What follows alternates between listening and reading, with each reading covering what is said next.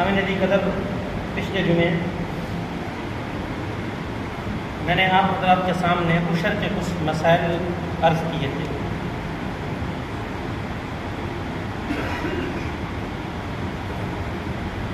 اسی عشر کے کچھ بقیہ مسائل آپ کے سامنے پیش کرتا ہوں۔ سامعین علی قدر،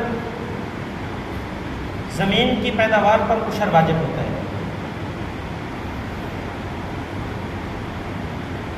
اسی زمین کی پیداوار میں یہ جو باغات ہیں، یہ باغات بھی آتے ہیں۔ اگر کسی شخص نے اپنی زمین میں باغات لگائے ہوئے ہیں تو جب ہم ان باغات کا پھل اتاریں گے تو ان پھلوں پر بھی عشر واجب ہوگا۔ اور اگر باغات بھی ہیں، درمیان میں کھیتی بھی لگاتے ہیں، تو باغات بھی مقصود ہیں، وہ کھیتی بھی مقصود ہے، لہذا باغات پر الگ عشر ہوگا، اور جو اندر کھیتی لگائی گئی ہے اس کھیتی پر الگ عشر واجب ہوگا۔ ہاں، البتہ کسی شخص نے اپنے گھر کے اندر 1 یا 2 درخت لگائے ہوئے ہیں، اب یہ درخت گھر کے تابع ہو جائیں گے اور گھر کے لیے ہو جائیں گے، لہذا ان 1-2 درختوں کی جو پیداوار ہے اس کے اوپر عشر واجب نہیں ہے۔ باقی ہمارے ہاں پاکستان اور ہندوستان میں یہ طریقہ رائج ہے اور بہت دیر سے چلتا آ رہا ہے کہ باغات کو 1 سال کے لیے یا چند سالوں کے لیے بیچ دیا جاتا ہے۔ اس کے متعلق میرے عزیزو یہ مسئلہ ذہن نشین کر لیجئے کہ باغات کو 1 سال کے لیے یا چند سالوں کے لیے، ابھی تک جب تک اس کے اوپر پھل نہیں لگا، اس سے پہلے بیچ دینا، یہ بیع کرنا یہ حرام ہے، فاسد ہے۔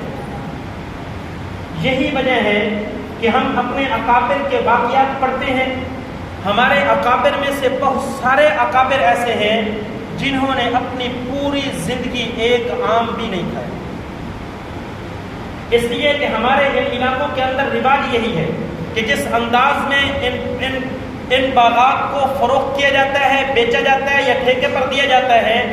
اس کے مطابق وہ بیع ٹھیک نہیں ہوتی۔ تو جو آم بازار کے اندر آتا ہے، اب ایک یہ ہے کہ ہو سکتا ہے یہ اس کا ہو یا اس کا نہ ہو، ایک ہوتا ہے کہ یقین ہے، ایک ہے شبہ ہے۔ جو اللہ والے ہوتے ہیں وہ شبہ سے بھی بچا کرتے ہیں۔ اس لیے میرے بھائیوں، ہمارے اکابر میں سے بہت سارے اکابر کے یہ نام آتے ہیں انہوں نے کبھی آم نہیں کھایا، اس لیے کہ حدیث مبارکہ کے اندر آتا ہے نہا رسول اللہ صلی اللہ علیہ وسلم عن بیع الثمر قبل بلوغها، کہ آقا مدنی صلی اللہ علیہ وسلم نے پھلوں کو ان پھلوں کے بدوغ صلاح ہونے سے پہلے بیچنے سے منع فرمایا۔ یہ پھل جو ہیں یہ بدوغ صلاح کب ہوتے ہیں؟ آپ مجھ سے زیادہ بہتر جانتے ہیں کہ درختوں کے اوپر پہلے ایک پورا آتا ہے جسے ہم باٹا کہتے ہیں، پھر اس کی آگے کوئی پھلی بنتی ہے، پھر اس کے اندر جو ہے وہ پھل جنم لیتا ہے، پھل بنتا ہے، اور وہ پھل بالکل کمزور ہوتا ہے اور اس کا تعلق درخت کے ساتھ بھی انتہائی کمزور ہوتا ہے، اور پھر وہ تھوڑا سا بڑے بھی صحیح پھر بھی اس کا تعلق کمزور رہتا ہے۔ تو یہ جو صورت ہے، خواہ اس پر باٹا آیا ہے، یہ والی صورت بھی قبل بلوغها ہے، ابھی تک وہ پھل محفوظ نہیں ہوا، اس کے اندر تھوڑا سا پھل پیدا ہو گیا، ابھی بھی وہ پھل محفوظ نہیں ہوا۔ یہ جو حالت ہے درختوں کی،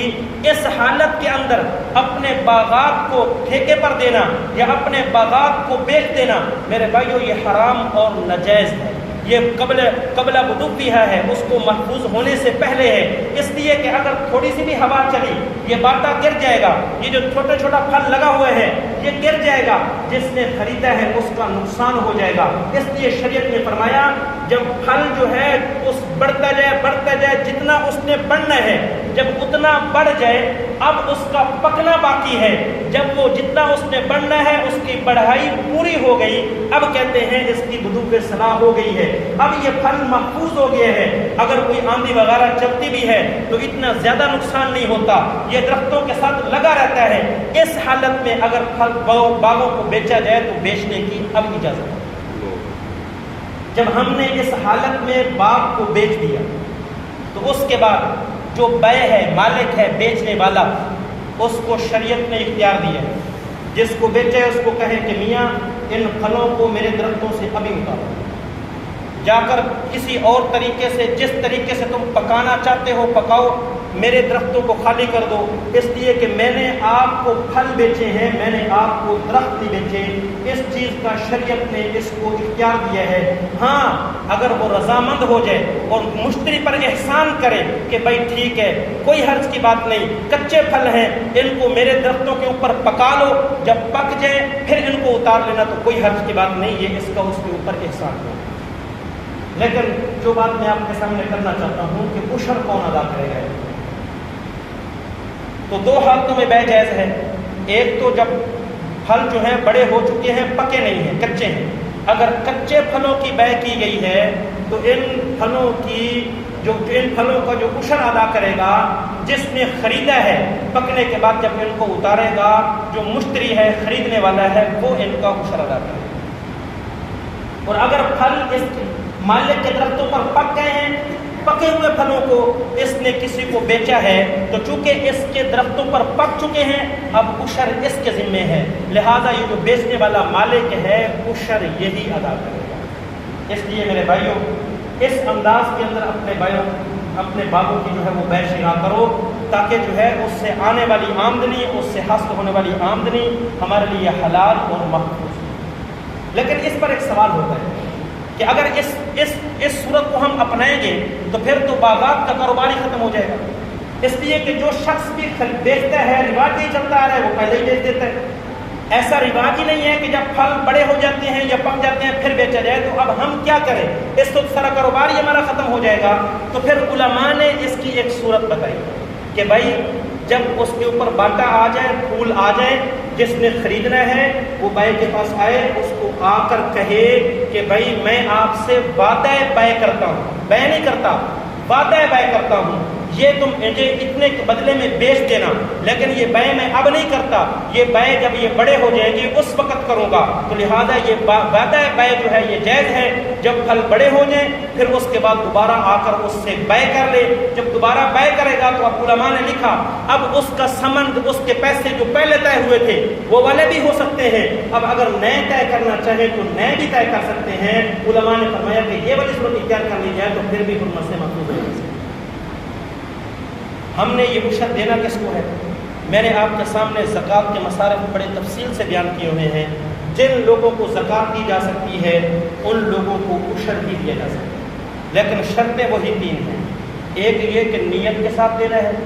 نیت کے بغیر اگر کسی کو عشر دیا عشر ادا نہیں ہوگا۔ دوسری شرط یہ ہے کہ بغیر عوض کے دینا ہے، کوئی لالچ نہیں ہونا چاہیے، کوئی میرے بھائیوں دل کے اندر خیال نہیں ہونا چاہیے کہ میں اس سے یہ چیز وصول کروں گا اس لیے میں اس کو عشر دے رہا ہوں، میں اس پر احسان کروں گا اس لیے یہ عشر دے رہا ہوں، اس نیت سے ادا کیا گیا عشر ادا نہیں ہوگا، بغیر عوض کے ہونا چاہیے۔